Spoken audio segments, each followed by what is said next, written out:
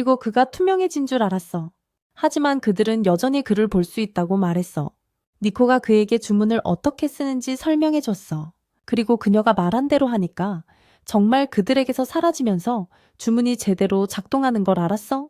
그 다음에 수업 가서 하라는 엄청 피곤하고 배 아프고 화장실 갈 때가 됐어 보였어. 그래서 주문을 써보기로 했고 모이가 그를 응원했어. 하지만 문제가 있었어. 주문이 제대로 작동하는지 모르는 거. 자리에서 일어나려 하니까 소리가 났는데 아무도 눈치채지 않았어.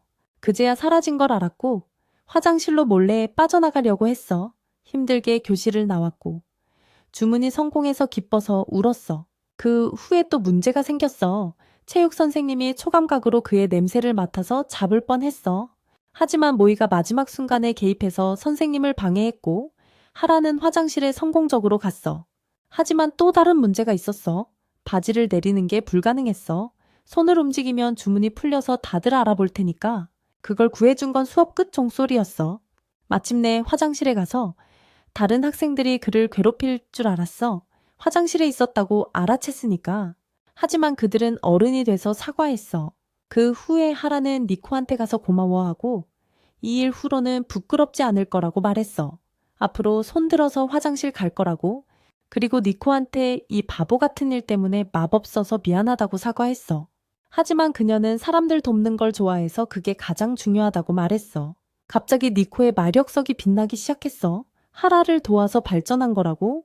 그 다음에 니코가 하라한테 고마워했어. 그가 발전의 이유였으니까 사람들의 걱정을 듣고 도와서 더 발전하고 싶다고 했어. 다들 기뻐했어. 그 다음에 학교 밖 나무 위에서 이상한 여자애가 그들을 지켜보는 걸 봤어.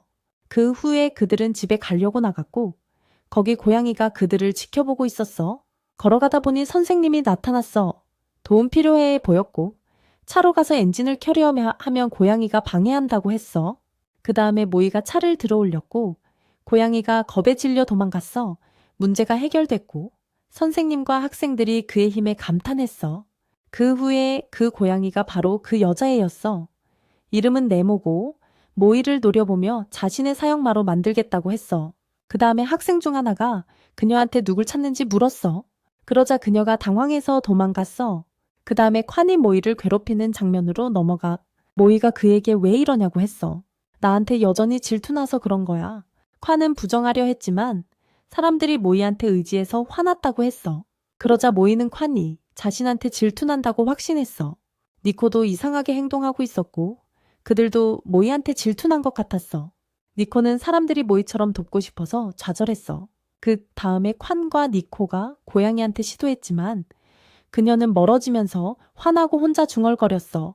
모이가 젊은 나이에 기력을 얻어서 그 분야에서 유명한데 니코의 사형마가 된 게 충격적이었어. 이건 관습과 다르니까. 니코가 속임수를 써서 사형마로 만든 줄 알았고 니코한테 엄청 질투났어. 하지만 그 여자애는 너무 수줍어서 남자애들한테 말도 못해서 슬펐어. 자신을 탓하면서 우울한 사람이라고 했어. 어쩌면 집으로 돌아가야 할지도 모른다고. 하지만 포기 안 하기로 했어. 모이를 사형마로 만들면서 변하겠다고. 엄마가 그녀를 명문 가문의 일원으로 인정하게 하려고. 그 후에 네모가 그들을 따라 집으로 들어갔어. 모이 옆에 앉았고 니코가 그녀한테 장난치려 하니까 소름 돋아서 도망갔어. 칸도 그녀한테 시도했지만 그쪽도 도망갔어. 갑자기 모이의 발치에 서 있으면서 가슴이 설레는 걸 느꼈어. 그 다음에 모이가 고양이 키우는데 경험이 많다고. 고양이 좋아해서 칸과 니코한테 어떻게 다루는지 보여주겠다고 했어. 진짜로 네모를 부드럽게 만지니까 그녀가 편안해졌어. 모이가 다가가거나 만지는 게 싫지 않았고 완전히 이완됐어. 처음으로 이런 느낌을 받는다고 했어. 니코와 칸은 모이한테 질투났어. 고양이까지 길들일 수 있으니까. 네모는 완전히 편안해졌어. 그녀는 구울의 조상이 호랑이였으니까 모이에게서 도망치려고 했지만 완전히 이완돼서 못했어. 하지만 그의 손 아래서 빠져나와야 했어. 자면 변신 주문이 풀려서 인간 모습으로 돌아가서 들킬 테니까. 하지만 자야 마력이 생기니까. 다들 이 일에 충격받았어. 하지만 충격받은 건 칸이 게임 세트를 완성한 것 때문에 네모가 인간으로 변한 걸 못 본 거였어. 그 다음에 네모가 슬쩍 빠져나가서 도망쳤어. 하지만 모이는 곧 다시 만날 것 같다고 느꼈어. 그 다음에 네모가 도망친 후에 피곤해하면서 모이를 다시 보면 사형마로 만들겠다고 했어. 네모가 마법으로 여자애가 남자친구한테 고백하게 만들었어. 하지만 네모가 경고했어. 이건 그냥 매력 주문일 뿐 제대로 작동할 보장은 없어. 여자애가 아주 기뻐서 보장 안 해도 상관없다고 했어. 중요한 건 네모가 진짜 마녀라는 거야. 그래서 낙관적이라고 했어. 그 애가 가고 나서 네모가 생각에 잠겼고 그 순간 뒤에서 누군가 모든 걸 봤어. 그 다음에 장면이 바뀌었어. 다음날 모야가 갑자기 네모한테 몸무게 물었어. 네모가 듣고 당황해서 왜 물어보는지 물었어. 모야가 설명했어. 몸무게가 키에 맞아야 건강에 좋고 내가 보호자라서 책임이니까. 듣고 나서 네모가 여자한테 몸무게 물어보면 안 된다고 했어. 모야가 혼란스러워했어. 그는 앞으로 조심하겠다고 약속했어. 그 다음에 네모가 모든 여자애들이 모야한테 집중하는 걸 봤어. 그의 인기 때문에 질투가 나서 위협이 될 수 있겠다고 느꼈어. 장면이 집으로 넘어가서 모야가 눈 감고 떨어지는 잎사귀를 잡는 연습을 했어. 니코가 그게 가능하다고 엄청 놀랐어. 모야가 이 연습으로 감각을 강화하고 있다고 했어. 니코가 다른 감각도 그렇게 날카로웠으면 좋겠다고 했지만 모야가 이해 못했어. 켄시가 그들의 대화를 듣고 밤에 니코한테 데이트하는지 물었어. 니코가 충격받았어. 켄시가 니코의 감정이 뻔히 보이니까 알아챘다고 했어. 하지만 모야에 대해선 그는 정말 이상한 사람이라고 했어. 이렇게 오랫동안 같이 지내도 여전해. 매일 아침 일어나서 커피 마시고 평소 루틴 해. 이게 켄시가 니코한테 힌트 주라고 제안하게 했어. 그 다음에 TV에서 샴푸 광고 나왔어. 여자애가 머리 흔들면서 춤추는 거. 켄시가 아이디어를 얻었어. 다음날 학교에서 켄시가 계획 설명했어. 점심시간에 니코가 머리 흔들면서 모야 앞에 나타날 거고 켄시가 공기 마법으로 니코의 머리를 날리게 할 거야. 그래서 니코가 더 매력적으로 보일 거라고. 다음으로 점심시간 장면. 니코와 켄시가 숨어서 모야 기다리고 있었어. 모야가 오니까 니코가 켄시한테 신호 보냈어. 바람이 불면서 니코가 들어왔어. 모야가 보고 놀라서 왜 바람이 부는지 물었어. 그의 눈은 여전히 텅 비어 있었어. 니코가 모야의 눈을 보고 더 신호 보냈어. 바람을 세게 하라고. 켄시 쪽에서 아주 신나서 신호 이해하고 바람을 세게 했어. 바람이 너무 세서 니코가 떠서 유령처럼 됐어.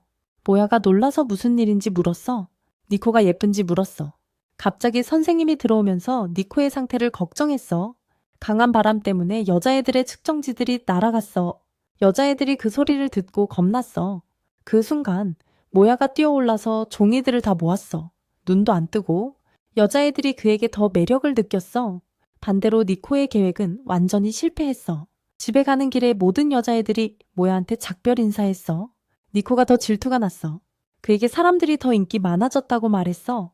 그가 분명히 기뻐할 테니까. 모야가 대답했어. 그런 건 신경 안 써. 어릴 때부터 목표와 훈련에만 집중하니까. 그래서 친구가 많지 않아. 니코가 이 말을 듣고 안심됐어. 그 다음에 장면이 다음 날로 넘어가. 누군가 니코한테 이야기하고 싶어서 왔어. 친구들에게 말하니까 그들이 당황했어. 분명히 고백하러 온 거라고. 점심시간에 만나자고 했어. 하지만 니코는 그런 일 없을 거라고 생각했어. 친구들이 고집 부리니까. 만녀라서 소문났고 친절하고 예쁘니까 분명히 그럴 거라고. 소문난 수학여행 이야기로 넘어가. 연인나무가 있대. 커플이 거기서 점심 먹으면 영원히 함께 할 거래. 니코가 듣고 얼굴이 빨개졌어. 카라는 남자친구 없어서 슬퍼했어. 한편 켄시가 나무 위에서 모든 걸 듣고 있었어. 집에 가서 켄시가 니코한테 수학여행에서 모야한테 고백하라고 했어. 듣고 나서 니코가 울면서 거부했어. 하지만 켄시가 야단쳤어. 다들 돕는데 자신은 안 돕는다고. 니코가 모야가 자신 같은 여자한테 관심 없다고 했어. 그에게 그냥 익숙한 사람일 뿐이니까. 그래서 마녀답게 집중하는 게 나을지도 모른다고. 이런 말에 켄시가 화나서 소리쳤어. 자기 속이지 말라고. 그를 좋아하니까 피할 수 없어. 그 다음에 니코가 울면서 설명했어. 모야의 차가운 눈을 봤을 때 느꼈어. 그가 자신한테 전혀 관심 없다는 걸 알았어. 그의 눈을 보면 빛조차 반사되지 않는 것 같아. 듣고 나서 켄시도 동의했어. 모야한테 니코의 감정을 물었더니 그녀를 여동생처럼 가까운 사람으로 본다고 했어. 그리고 감정 때문에 보호가 복잡해질까봐 숨기고 있다고. 니코를 보호하는 게 그의 일이고 책임이니까. 이 말에 니코가 울었어. 켄시가 모야한테 물어봤다고. 켄시가 니코를 보호하는 게 모야의 일이라서 진짜 감정을 숨기는 거라고 했어. 하지만 니코는 그 말을 안 믿었어. 그 다음에 수학여행 장면으로 넘어가서 니코가 모야한테 연인나무에서 누군가 만나러 간다고 말했어. 듣고도 모야는 반응 없었어. 그냥 괜찮다고 했어. 그 시간에 난 보호 안 할게. 듣고 나서 니코가 놀랐어. 누가 나한테 고백해도 문제 없어. 모야가 아니라고 했어. 새 남자친구 생기면 기쁠 거라고. 그녀가 평범한 학생으로야 학교 생활 즐기는 게 좋다고 생각해. 니코가 그건 사람들이 그녀를 괴롭히지 않기 때문이라고 하고 갔어. 니코가 가는 걸 보면서 모야가 좀 불편해 보였어. 그 다음에 점심시간, 무이가 유명 로고 가방 봤어. 관심이 생겼어. 가방 주인한테 가서 유명 밴드 거라고 알았어. 무이도 그 밴드 팬이었어. 무이의 취향이 가감이랑 비슷해서 간접적으로 친구가 됐어. 대화 끝나고 무이가 갔고 니코가 멀리서 지켜봤어. 니코가 무이한테 다가가서 자신을 소개했어. 한편 니코는 그 녀석을 예의 바르게 거절할 방법을 생각하면서 나무로 갔어. 도착하니까 사람들이 많고 장소가 아주 붐볐어. 남자들이 좋아하는 아이돌 이름이 적힌 간판 들고 있었어. 니코가 자신의 이름이 간판에 있길래 사람들이 그녀와 이시이한테 온 줄 알았어. 니코는 그들이 팬인 줄 알았지만 사실 연애 주문을 받으러 온 거였어. 이걸 보고 니코가 당황했어. 소문이 사실이 아니라고 말했어. 하지만 소문이 너무 퍼져서 사람들이 그녀가 누구라도 끌어들일 수 있다고 믿었어. 니코가 이 소리를 듣고 더 무서워져서 도망쳤어. 하지만 다들 쫓아왔어. 도망치려고 니코가 마법으로 몸을 작게 만들어서 날아갔어. 날아가다 누군가한테 부딪혀서 주머니에 떨어졌어. 그게 바로 무이였어. 니코가 정신 차리고 보니 여자애가 무이한테 고백하러 왔어. 무이는 반응 없었어. 그녀는 역에서 노인들 도와주는 걸 봤다고 했어. 그래도 무이는 그녀한테 감정이 없었어. 그건 그녀를 모르기 때문이라고. 니코가 이걸 듣고 기뻐했어. 하지만 그 여자에게 직접 말하지 말라고 생각했어. 상처 줄 수 있으니까. 그의 말 듣고 나서 그 여자가 오히려 무이를 더 매력적으로 느꼈어. 질문을 하기 시작했어. 남자친구 있어? 누구 좋아해? 무이는 그런 사람 없다고 했어. 니코가 이걸 듣고 슬퍼했어. 하지만 무이는 아주 소중한 사람이 있다고 했어. 니코가 그게 자신인 줄 알았어. 부끄러워졌어. 그 여자가 과거에 그 사람을 사랑하게 만든 순간 있었는지 물었어. 듣고 나서 니코가 무이를 사랑하게 된 순간을 떠올렸어. 과거 장면에서 니코가 정원 계단에서 울고 있었고 무이가 그녀를 안심시켜줬어. 아버지가 어머니와 의견이 안 맞아서 그녀를 버릴 계획이었으니까 니코는 가족을 아주 사랑했어. 그 후에 가족 문제가 생긴 순간 니코가 마법을 못 참고 집안을 파괴했어. 무이가 그걸 받고 깜짝 놀랐어. 니코가 울면서 사람들이 그녀의 힘 때문에 싫어한다고 했어. 아버지도 그녀를 버릴 거래. 그 순간 무이가 갑자기 그녀를 안아주고 내가 있으니까 괜찮다고 했어. 니코가 이걸 듣고 부끄럽고 기뻐했어. 그 순간부터 무이를 사랑하게 됐고 안심시켜줘서 고마웠어. 하지만 무이는 자신도 기억나는 순간이 있다고 하고 갔어. 니코가 마법이 곧 풀릴 걸 알았어. 거기서 안 나가면 원래 크기로 돌아가서 상황이 나빠질 거야. 그래서 빨리 도망치려고 날아갔어. 하지만 바람 때문에 떨어져서 빗자루에서 떨어졌어. 원래 크기로 돌아가면서 떨어졌어. 무이가 그녀가 떨어지는 걸 보고 충격받아서 바로 잡았어. 그들 사이에 사랑의 불꽃이 다시 타올랐어. 그리고 왜 여기 있냐고 물었어. 니코가 마법 연습하느라고라고 했어. 한편 켄시가 나무 위에서 그 로맨틱한 순간을 지켜보고 있었어. 갑자기 노인이 와서 켄시한테 나무에서 내려오라고 했어. 켄시가 사과하고 꿈을 등반해서 더 높은 곳으로 가라고 말했어. 노인이 왜 거기 있냐고 물었고 켄시가 나무 아래에 커플들이 많아서 답답해서 왔다고 했어. 듣고 나서 노인이 소문이 아직도 퍼져 있다고 말했어. 하지만 이 나무가 진짜 연인 나무가 아니라고 했어. 켄시가 이 말에 놀랐어. 갑자기 노파가 와서 노인과 이야기하면서 소문이 어떻게 시작됐는지 논의했어. 그 다음에 노인이 진짜 연인 나무를 가리키면서 커플이 거기서 연애 음식을 먹으면 영원히 함께 할 거래. 켄시가 장난스럽게 웃었어. 아이디어가 생긴 거야. 그 다음에 두 여자애가 와서 니코에 대해 물었지만 켄시가 모르고 연인 나무 아래에서 점심 먹으러 가자고 했어. 니코가 칸과 함께 비디오 녹화했어. 니코가 부끄러워했지만 그냥 노래 부르는 거였어. 노래 시작하자 무이가 와서 야단쳤어. 늦었으니까 자고 싶다고. 이걸 유튜브에 올리려고 한 거였어. 그 다음에 무희한테 채널 열었고 쉽게 돈 벌 수 있을 줄 알았다고 설명했어. 하지만 무희가 바보라고 했어. 그렇게 쉽게 유명해질 수 없다고. 그들은 자신만만했어. 돈 버는 것만 신경 썼어. 무희가 누가 그런 헛소리를 했는지 물었고 그들은 유튜브의 선생님 알리한테 들었다고 했어. 무희가 그 선생님 봤을 때 바보처럼 보였다고 했어. 그 후에 채널 확인했는데 구독자 거의 없고 조회수도 제로였어. 썸네일도 매력 없었어. 비디오 봤는데 끔찍하고 진짜 안 좋았어. 칸이 잘못된 각도에서 찍어서 게임 화면이 안 보였어. 동시에 헛소리만 했어. 니코는 애들 노래에 춤추는 거라서 무희가 더 부끄러워서 못 봤어. 그 다음에 언박싱 비디오 봤는데 박스 여는데 애 먹었어. 이걸 다 본 후에 무희가 미쳐서 이런 비디오 올리면 절대 돈 못 번다고 했어. 사람들이 좋아할 특별한 걸 해야 한다고. 그 다음에 동급생들이 쓴 댓글 봤어. 클래스의 아라시라는 녀석이 비판해서 칸이 화났어. 다른 사람이 아이디어가 특별하지 않다고 했어. 이걸 본 후에 무희가 그들의 재능과 특징을 보여주는 콘텐츠를 올리라고 조언했어. 하지만 니코는 재능 없다고 했어. 칸이 매력을 이용하자고 했어. 듣고 나서 무희가 절대 안 된다고 했지만 만약 진심이라면 누군가 소개해 줄 수 있다고 했어. 칸이 그들의 매력을 이용하라고 제안했어. 그 말을 듣고 무희가 화를 내며 절대 안 된다고 했지만 칸은 만약 진짜로 비디오 올릴 생각이면 그들을 위해 누군가와 이야기할 수 있다고 했어. 그 다음에 학교로 이동해서 무희가 여행 중에 만난 모가미와 이야기하고 있었어. 비록 친한 친구는 아니었지만 그래도 같이 수다 떨었어. 그리고 모가미가 좀 부끄럽게 만들어서 그의 비디오를 봐도 아무것도 이해 못할 거라고 했어. 그 다음에 자신을 이상한 사람이라고 했어. 이걸 듣고 나서 칸이 화났어. 하지만 모가미가 멈추지 않고 비디오 만드는 법에 대해 길게 말했어. 칸이 짜증나서 발을 구르고 있었어. 모가미가 실수 많이 한 후에 배웠다고 했어. 듣고 나서 칸이 미쳐서 모가미 머리 잡고 비디오 보라고 했어. 모가미가 칸의 행동에 화났어. 이런 어처구니 없는 일 후에 마침내 모가미가 채널 보여줬어. 특별한 건 없었어. 구독자 83명 뿐이었어.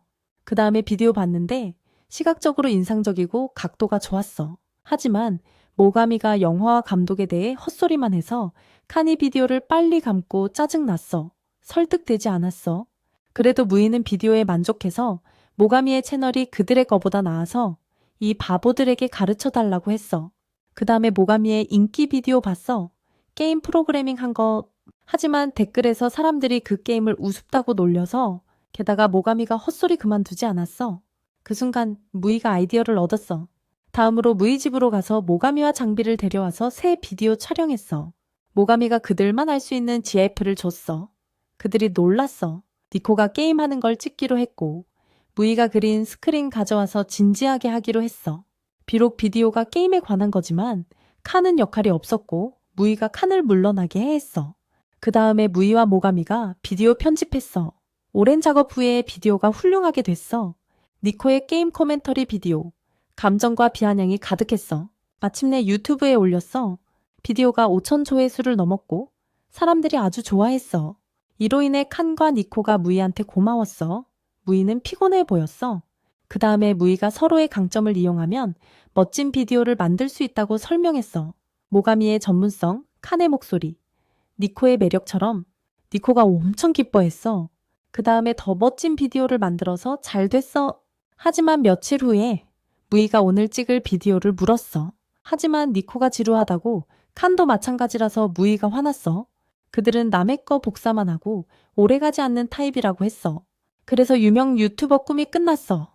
며칠 후에 학교에서 스즈카가 니코한테 와서 오늘 니코 차례에 클래스 세부사항 적어야 한다고 했어. 히코는 스즈카가 안과 밖으로 정말 예쁘고 명문 가문 출신이라고 생각했어. 무희가 그녀를 사랑하게 하려면 나도 그런 식으로 되고 싶다고 했어. 하지만 니코가 노트북 확인하니까 스즈카의 필체가 끔찍했어. 그 다음에 스즈카가 자신에 대해 말했어. 아무것도 제대로 못해. 모든 걸 아는데 제대로 못해. 할머니가 모든 걸 가르쳐줬는데 스즈카가 시도하면 자동으로 망해. 심지어 키운 식물이 저주받은 것처럼 됐어. 음식도 망쳤고 니코가 음식이 좋아 보이고 닭이 맛있어 보인다고 했어. 하지만 그게 닭이 아니었어. 무희와 니코가 충격받았어. 갑자기 스즈카가 니코한테 마법으로 필요한 모든 기술을 주라고 했어. 대신 돈 줄 테니까. 하지만 니코가 주문이 영구적이지 않다고 했어. 스즈카가 임시 주문도 괜찮다고 했어. 할머니의 다도 시험 통과해야 하니까. 실패하면 항상 공부해야 하니까. 듣고 나서 그들은 생각했어. 시험이 아주 어려울 테니까. 니코가 기술을 주는 주문은 없다고 했어. 하지만 다른 아이디어가 있어.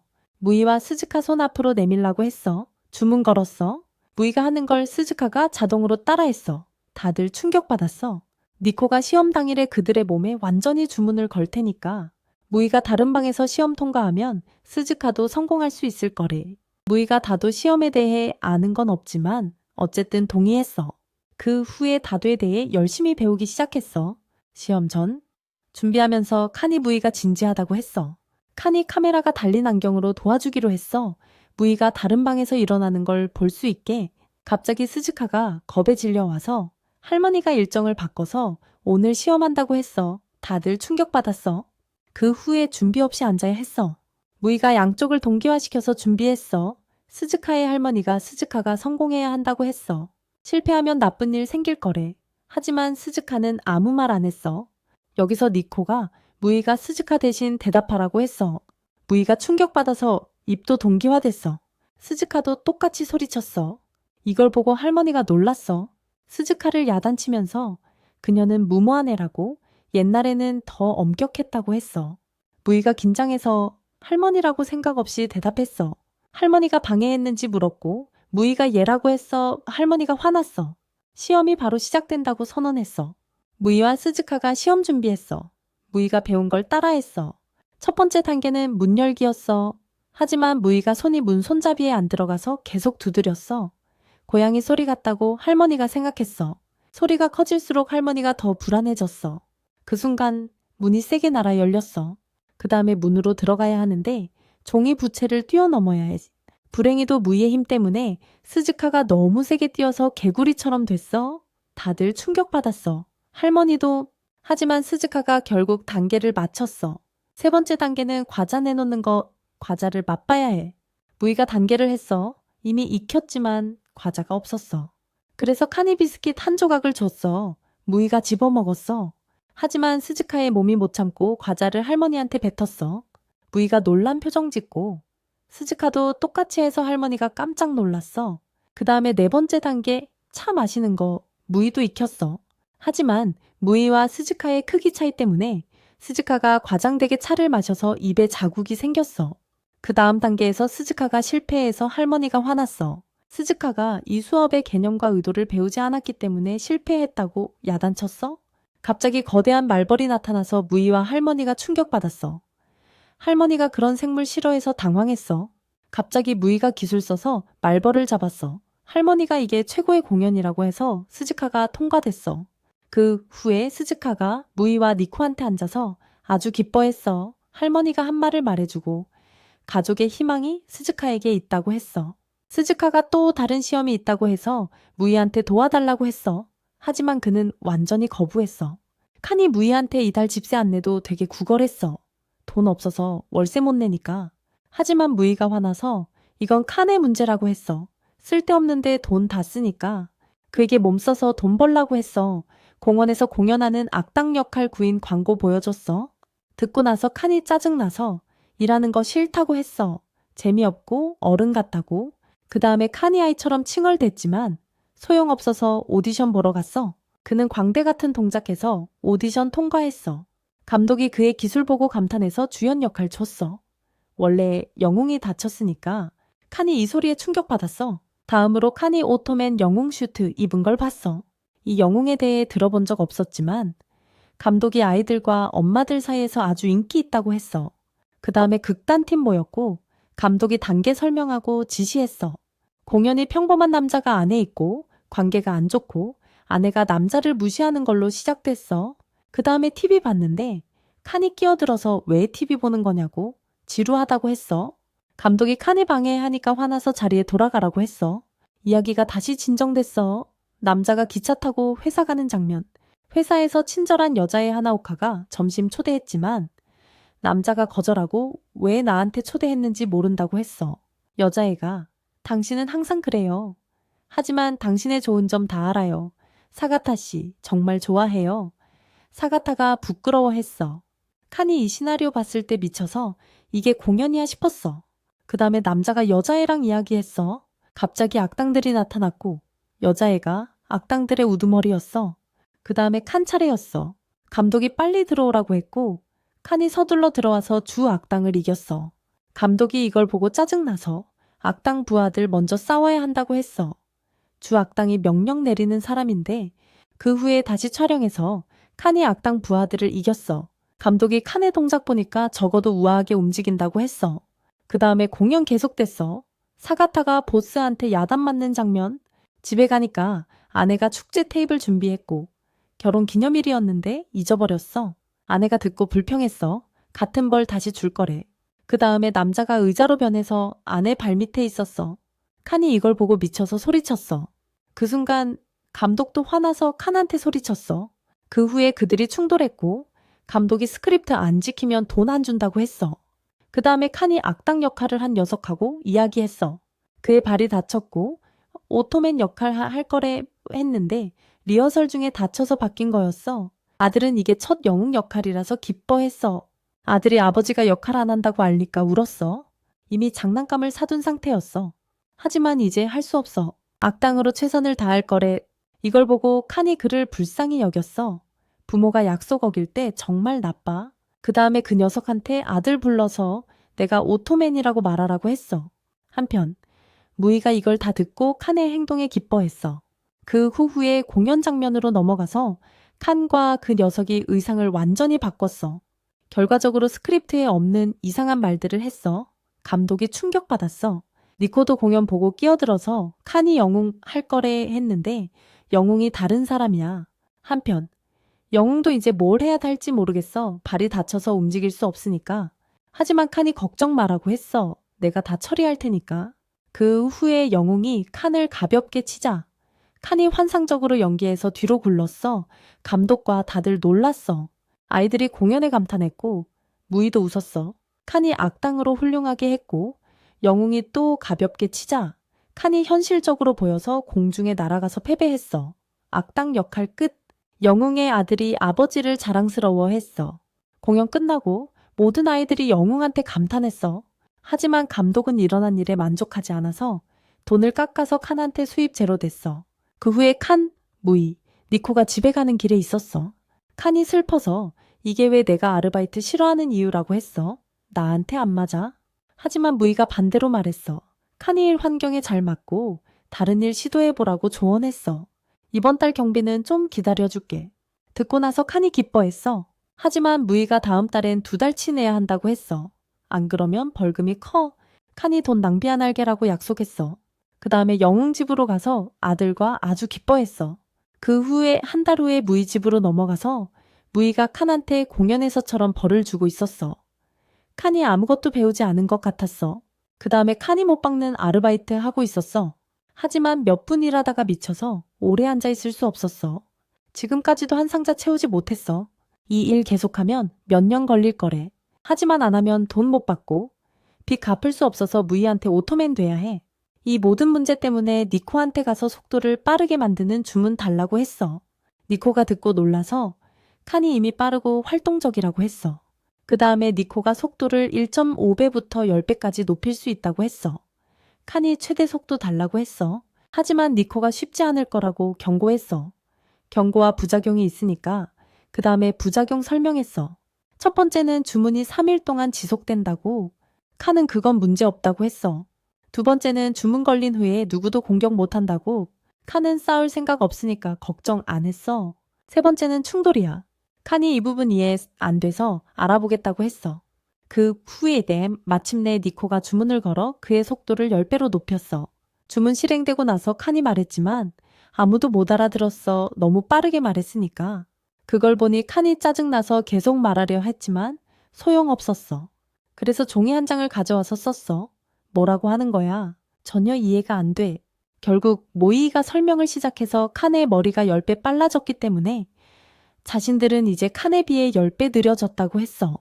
모이의 설명 후 니코가 당황하기 시작했어. 반대로 칸은 그 둘이 이상한 방식으로 이상한 톤으로 말해서 무서워지기 시작했어. 그 순간 칸은 이게 주문 때문에 일어난 일이라는 걸 깨달았어. 그의 머리가 10배 빨라졌기 때문에 모이와 니코는 그에게 엄청 느리게 느껴졌어. 그들의 언어를 이해하지 못하고 그들의 표정 때문에 매우 무서웠어. 그 후 그는 더 이상 그들과 있을 수 없다고 생각하고 작업으로 돌아갔어.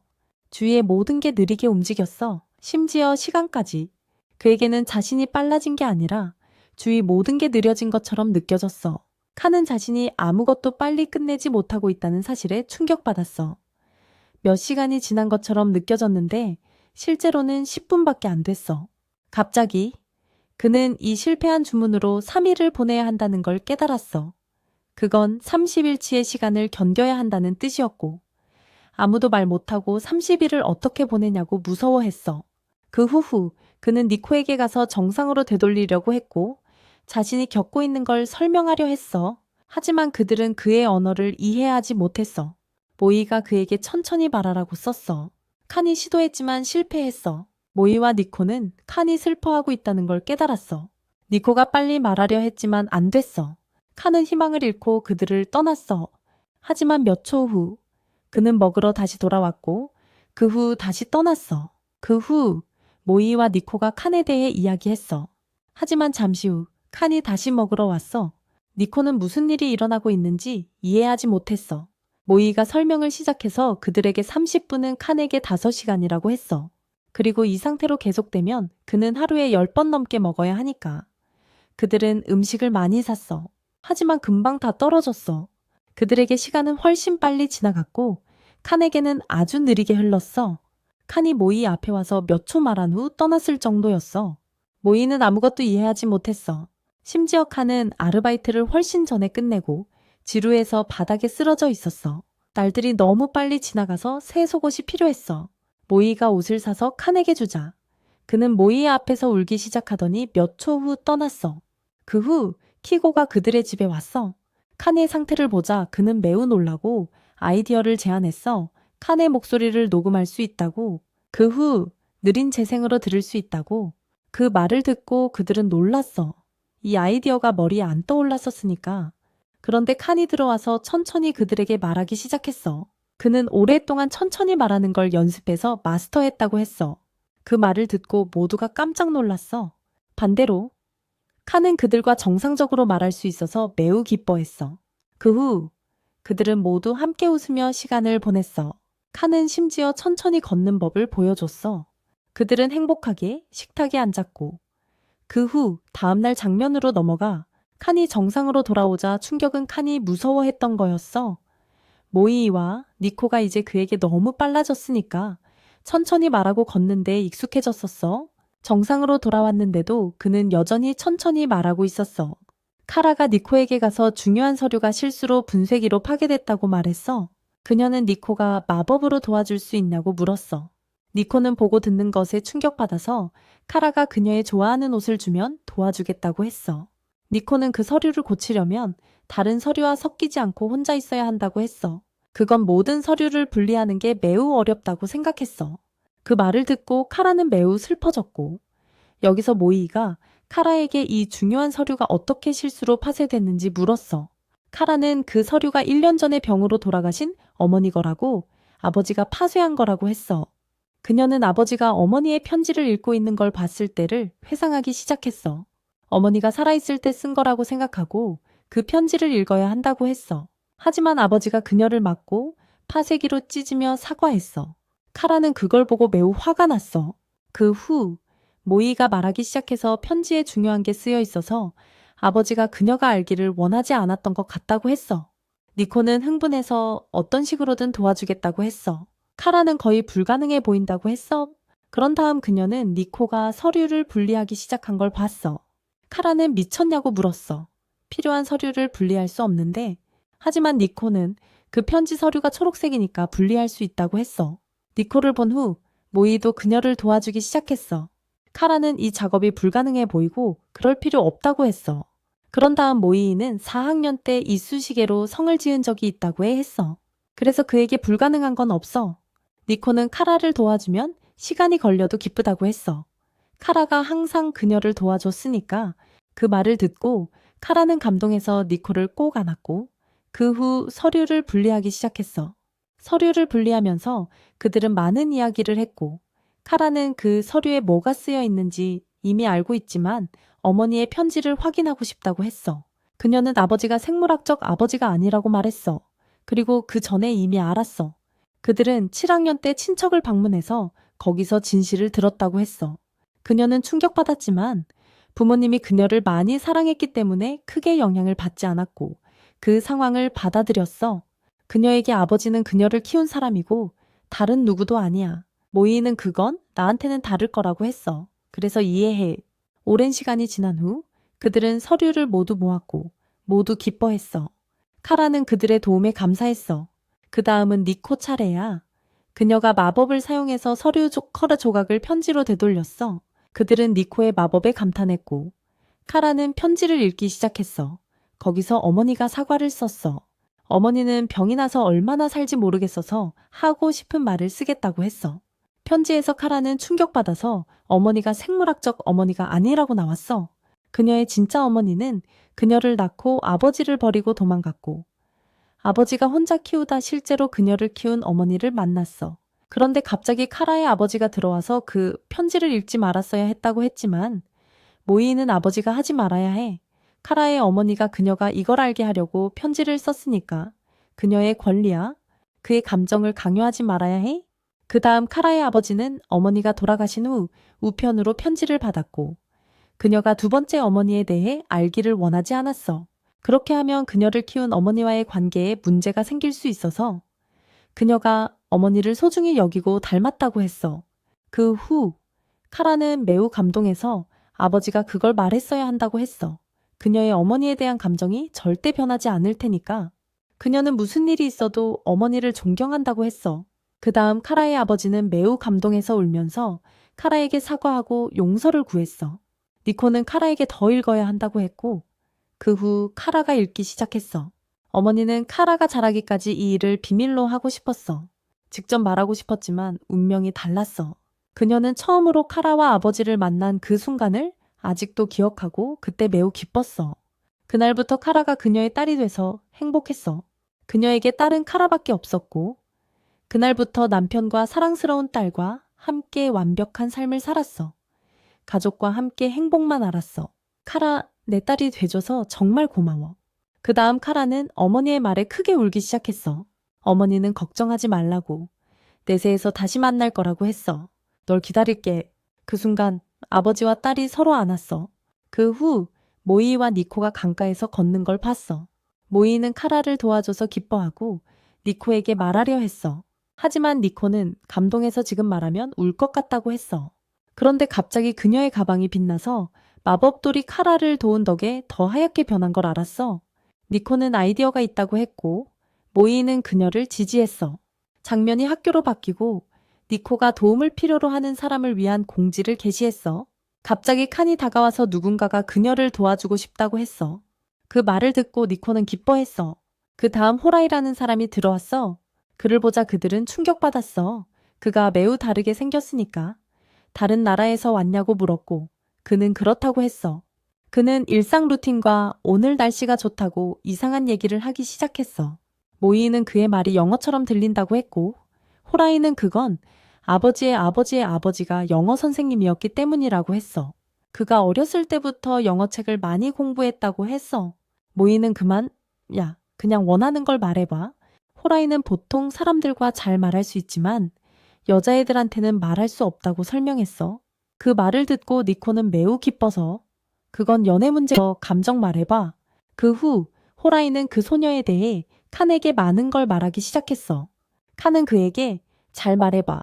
그녀에게 네 감정을 알려줘. 그녀에게 네 감정을 전해.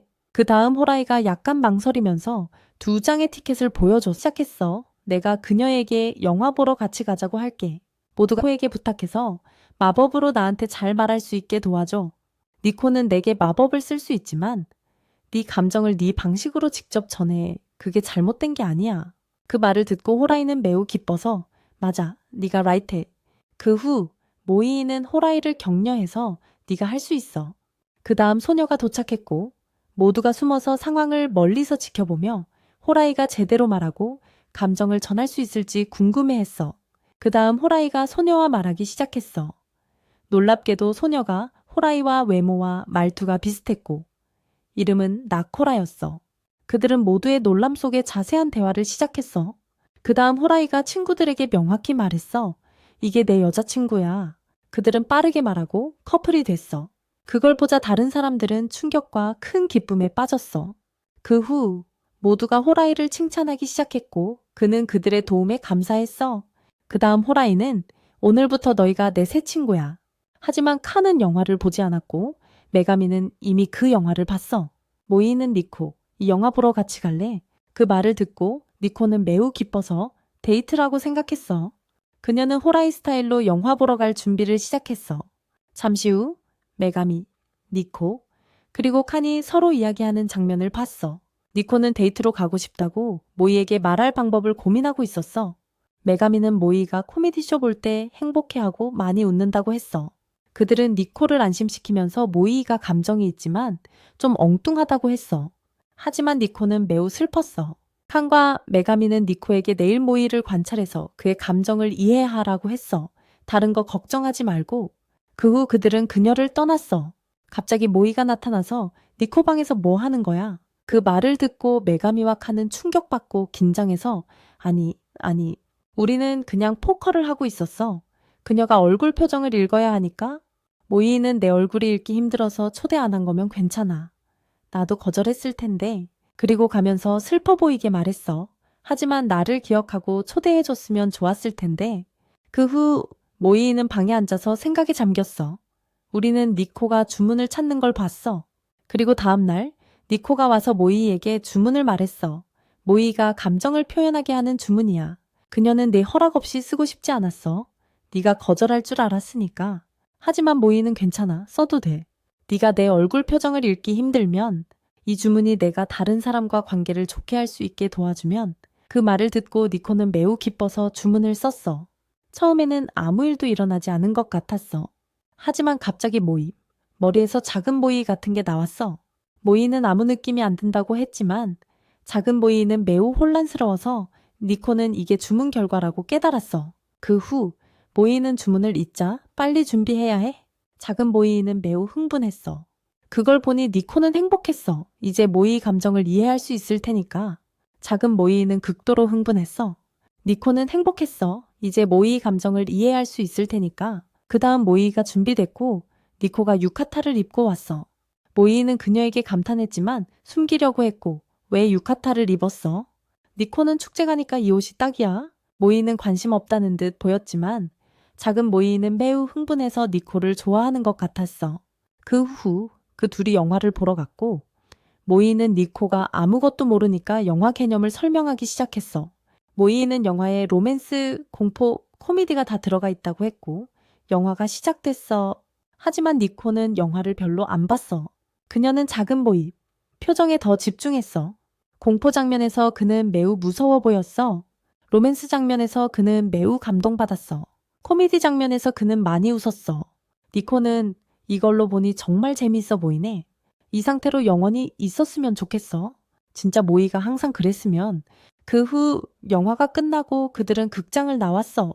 니코는 영화 어땠어? 그는 좋았다고 했어. 하지만 작은 모이로 보니 그는 열정적으로 춤추고 영화를 매우 좋아한 게 명확했어. 그는 영화와 그 사건에 대해 말하기 시작했고 갑자기 아이가 달려오면서 팝콘을 떨어뜨렸어. 하지만 팝콘이 떨어지기 전에 모이가 다 주워서 아이에게 줬어. 아이가 충격받고 매우 기뻐했어. 그리고 니코는 모이가 정말 착하다고 칭찬했어. 그는 항상 모두를 행복하게 하려고 해. 그 후 그들은 축제에서 많이 즐겼어. 니코의 대부분은 작은 모이에게 집중했어. 그 후 불꽃놀이가 시작됐어. 그걸 보니 니코는 멋진 느낌을 느꼈어. 그 다음 모이는 내 표정이 지금 뭐라고 말하니? 그 후 모이는 사과하면서 내가 감정을 잘 표현 안 해서 미안해.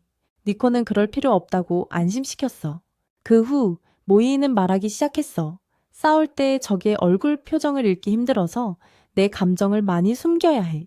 그래서 감정을 숨겨.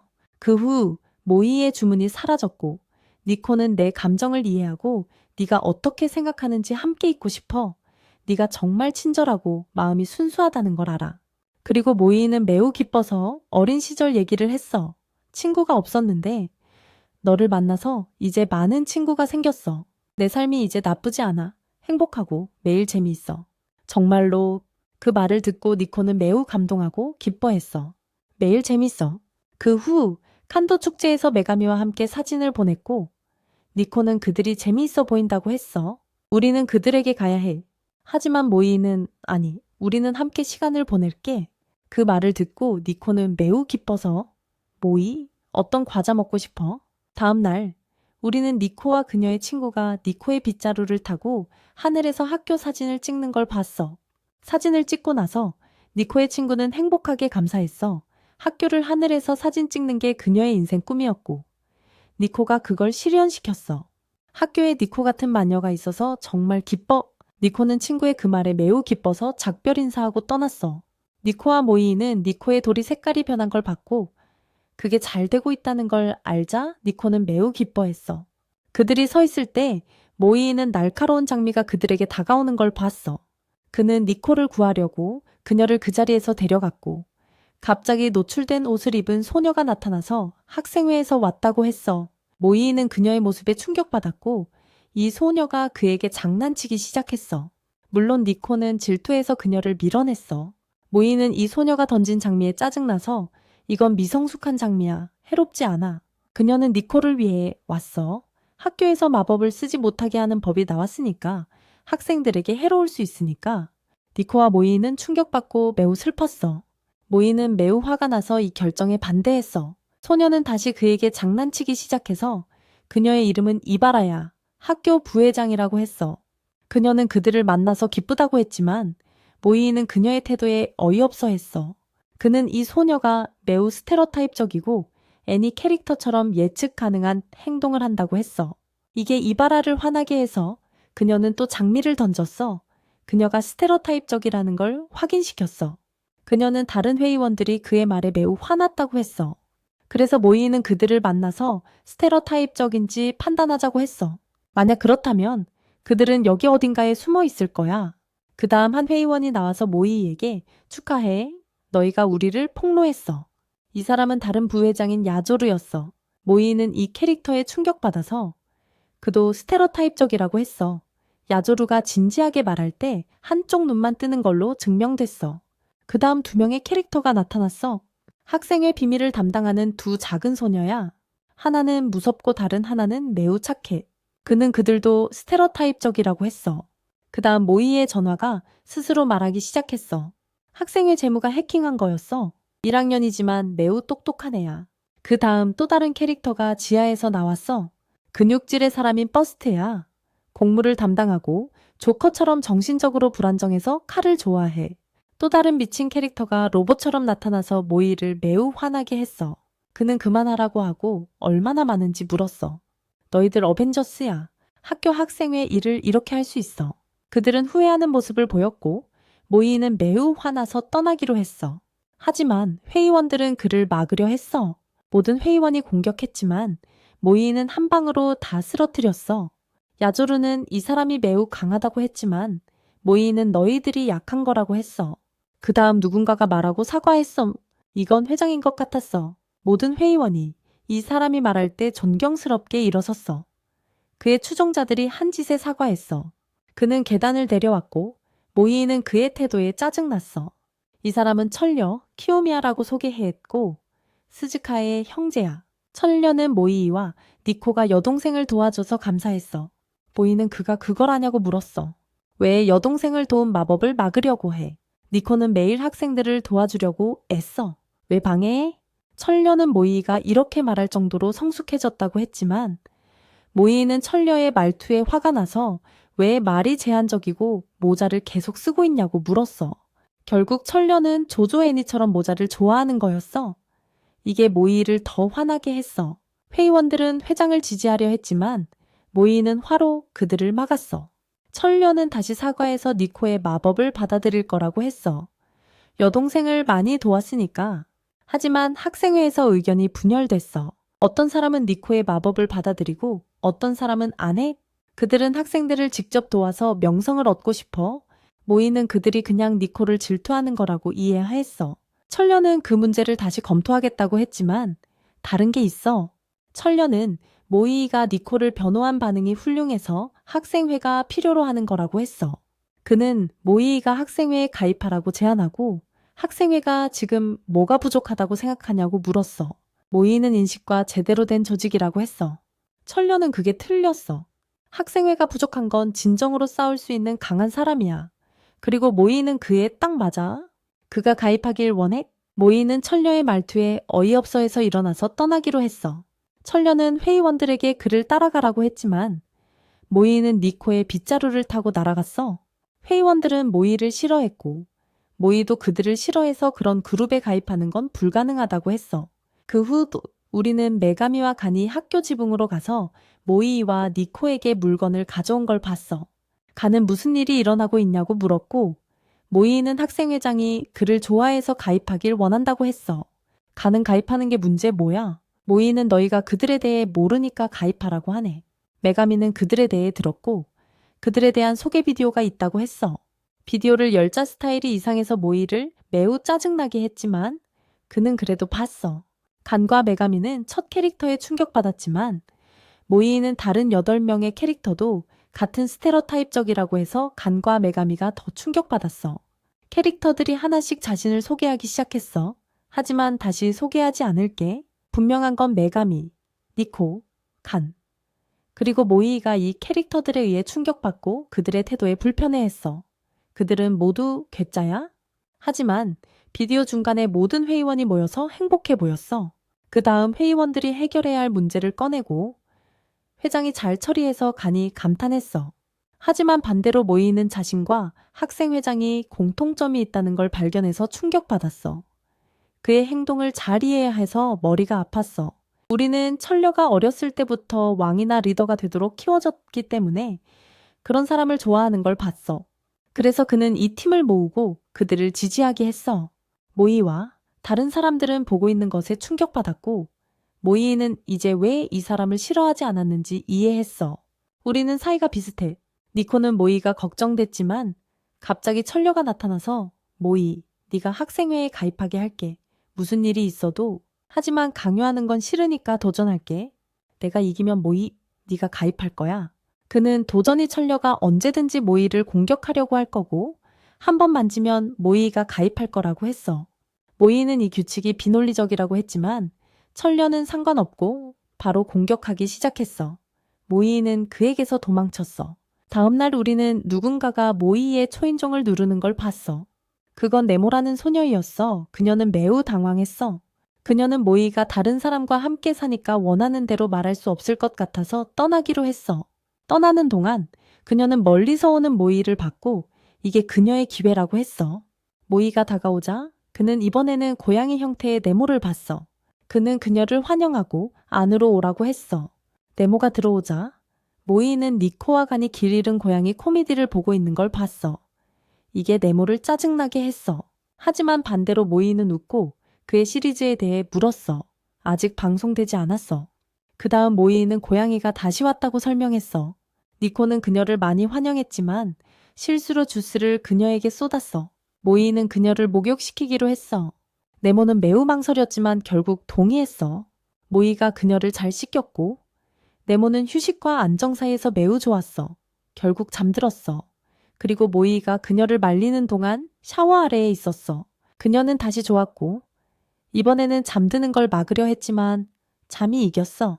그녀는 정상 크기로 깨어났지만 아무도 그녀를 눈치채지 못했어. 그들은 TV 프로그램에 웃고 있었으니까 네모는 기회를 잡고 빨리 도망쳤어. 그 후 숲에 서서 후회했어. 이 후회하는 느낌이 끝나고 직접 그들과 함께 할 수 있기를 바래. 갑자기 네모는 그 자리에서 충격받고 길을 잃은 것 같았어. 그녀는 숲에서 계속 달렸어. 그 후 이상한 사람이 사는 오두막을 찾았어. 네모는 그를 봤고 이 사람은 다른 사람에게 준비가 거의 끝났고 위험한 걸 계획하는 것 같다고 말하고 있었어. 그 다음 다른 사람이 마녀로 밝혀지면서 니코와 아카츠키를 잡으라고 했어. 이게 네모를 충격받게 했어. 그녀는 모이에게 무슨 일이 일어나고 있는지 알리러 달려갔어.